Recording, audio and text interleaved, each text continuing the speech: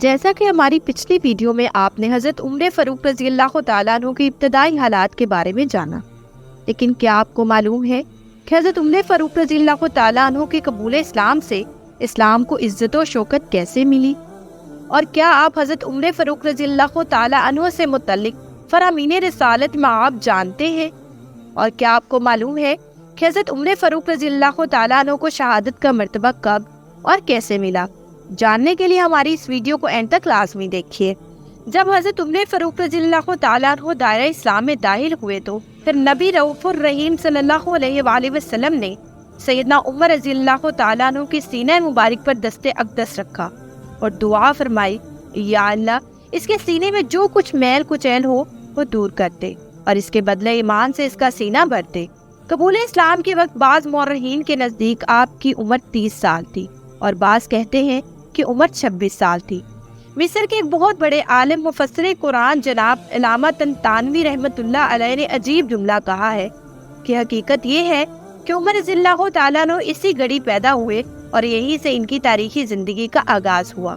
مفسر قرآن سیدنا عبداللہ بن عباس رضی اللہ تعالیٰ عنہ فرماتے ہیں، حضور سرور کائنات صلی اللہ علیہ وآلہ وسلم نے فرمایا کہ جبرائیل میرے پاس آئے اور کہا کہ آسمان والے عمر کے قبول اسلام پر خوشیاں منا رہے ہیں۔ چند ہی لمحوں بعد سیدنا عمر رضی اللہ تعالیٰ عنہ نے فرمایا کہ اے اللہ کے نبی، کیا ہم پر حق نہیں ہے؟ آپ صلی اللہ علیہ وآلہ وسلم نے اس بات میں جواب دیا تو فرمانے لگے کہ پھر چھپ کر عبادت کیوں کریں؟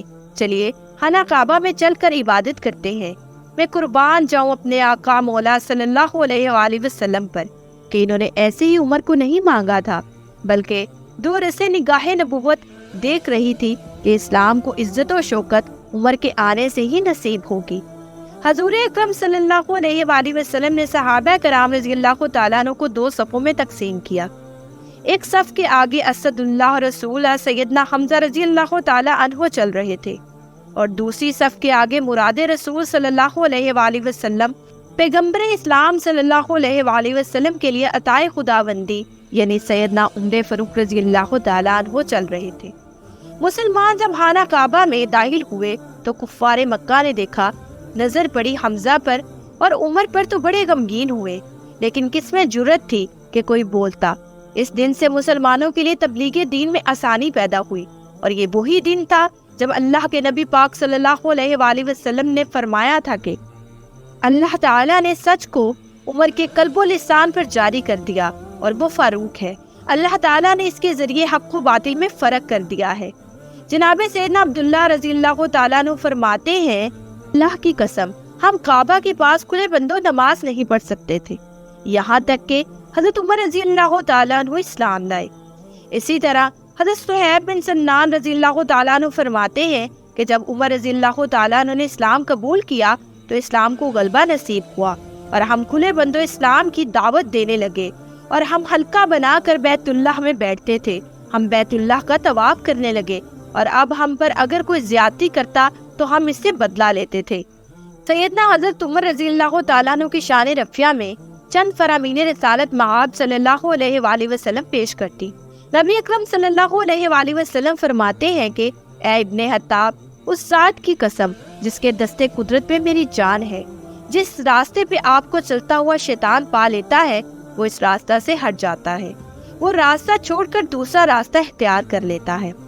صحیح بخاری میں روایت ہے کہ حضور پاک رضی اللہ تعالیٰ عنہ فرماتے ہیں، میں نے حالت خواب میں دودھ پیا یہاں تک کہ میں اس سے سیر ہو گیا اور اس کی سیرابی کے آثار میرے ناخنوں میں نمایاں ہونے لگے، پھر میں نے وہ دودھ عمر رضی اللہ تعالیٰ عنہ کو دے دیا۔ اصحاب رسول صلی اللہ علیہ وآلہ وسلم نے پوچھا، یا رسول اللہ صلی اللہ علیہ وآلہ وسلم، اس خواب کی تعبیر کیا ہے؟ تو آپ صلی اللہ علیہ وآلہ وسلم نے فرمایا، علم۔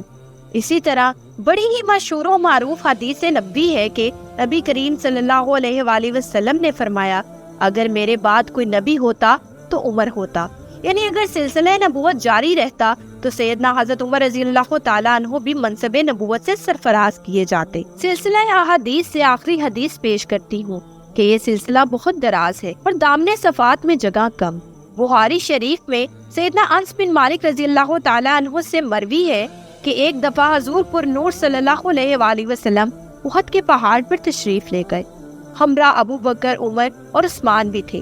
احد کا پہاڑ لرزنے لگا تو حضور انور صلی اللہ علیہ وآلہ وسلم نے اپنا قدم مبارک احد پر مارتے ہوئے فرمایا، اے احد ٹھہر جا، تجھ پر اس وقت نبی، صدیق اور شہید کے علاوہ اور کوئی نہیں۔ اس کے بعد سیدنا عمر رضی اللہ تعالیٰ عنہ دعا فرمایا کرتے تھے، اے اللہ مجھے اپنی راہ میں شہادت کی موت دینا، اور موت آئے تو تیرے حبیب صلی اللہ علیہ وآلہ وسلم کے شہر میں آئے۔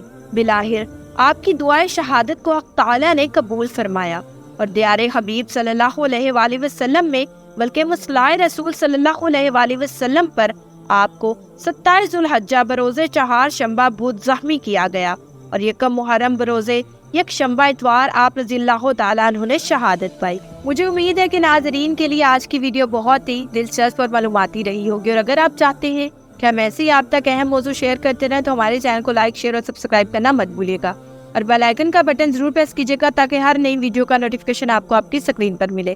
اب میں آپ سے اجازت چاہوں گی، شکریہ، اللہ حافظ۔